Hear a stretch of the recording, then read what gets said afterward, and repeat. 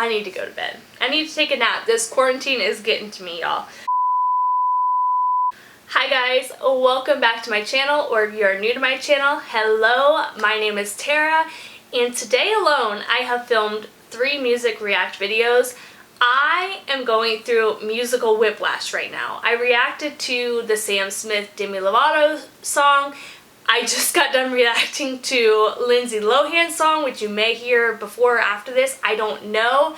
And now I am reacting to Jana Kramer's song, Untouchable. So we are all over the board with artists, genres, some artists that are super well known and I guess A-list you would call them, some that are a little more B-list. This should be very interesting, going from what I just went from to now a country song by Jana Kramer.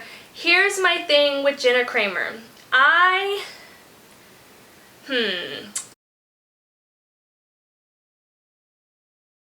What do I say about Jana Kramer? So I would call myself somewhat a fan of Jana Kramer. I don't follow like her whole life, or I don't follow her religiously, I guess you could say, but I do follow her on Instagram, and so I listen to her podcast. I'm just kind of one of those fans where it's like, I like having insight into her life and the things that she's going through and how she's using that to heal and help others. But in terms of her music, I'm kind of like, about Jana Kramer. I like the song, I don't know the title, but I Got the Boy, She Got the Man. I think that is a really cute song. I think she's recently released songs that I've liked a little more, I think, than some of the stuff that she has done in the past. My thing with Jana Kramer is I feel like when she releases a song, her accent is so heavy that it almost feels manufactured. It feels a little bit like her accent isn't actually that strong, and she's putting it on for the country genre, which we all know. I think Taylor Swift probably did that in the very beginning of her career when she was singing country music. In some songs, she has this very strong country twang that I think sometimes came off a little manufactured, which, knowing what we know now, like now she's in the pop world,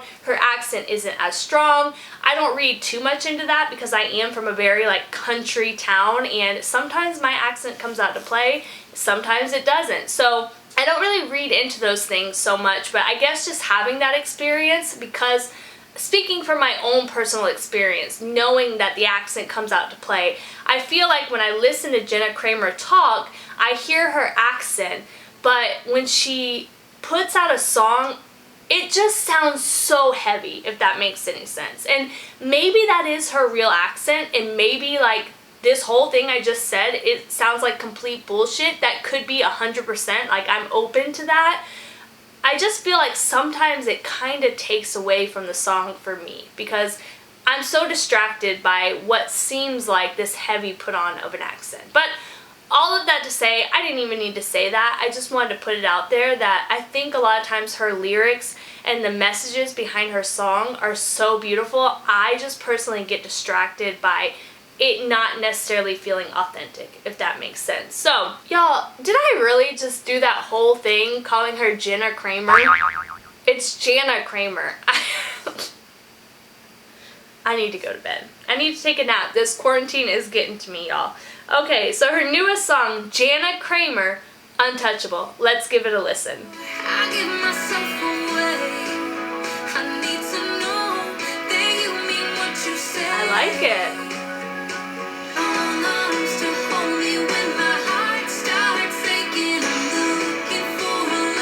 Okay, see, this sounds a little more authentic to me. Like, you hear her twang every so often, but it's not like the whole song is every single word is emphasized with an accent.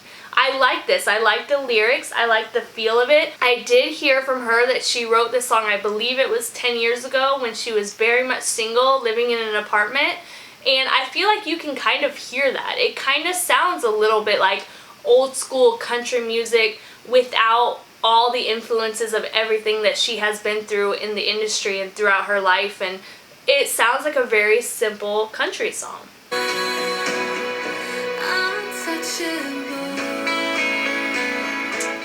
Actually, you know what? Now that I'm listening to this, doesn't Taylor Swift have a song called Untouchable? Ooh, I feel like such a bad fan right now. This does sound very Taylor Swift-esque in the sense, not that like it sounds like she's copying Taylor, but both of them in their country career, stop. Both of them in their country career, they've been very vocal about they are such romantics, like the fairy tale Cinderella and her prince, like they are both really feed into that kind of like storyline, that idea. They both crave that throughout their career, and I can hear that in this song. So when I say that this sounds very like old school simple country, I think that's where I'm getting that from. What I'm saying is it sounds exactly like what country music is supposed to do. It's kind of supposed to paint this picture. Country music is very romantic. It feels like I don't even know what I'm trying to say at this point. I don't know. I don't know.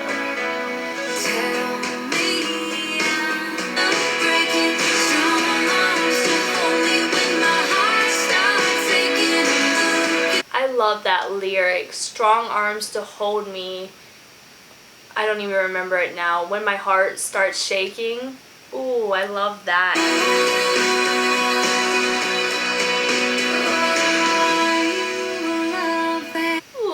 I like that song. I like it. Are you the love that's untouchable? The message behind the song, you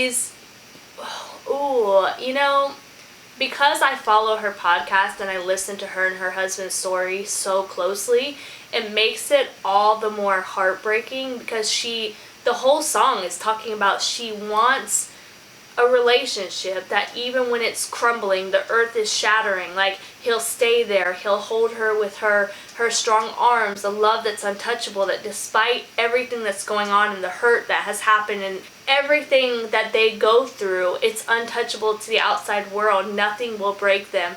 So knowing what we know about her relationship and hearing that song, that came from a place 10 years ago where she was like basically trying to manifest a love.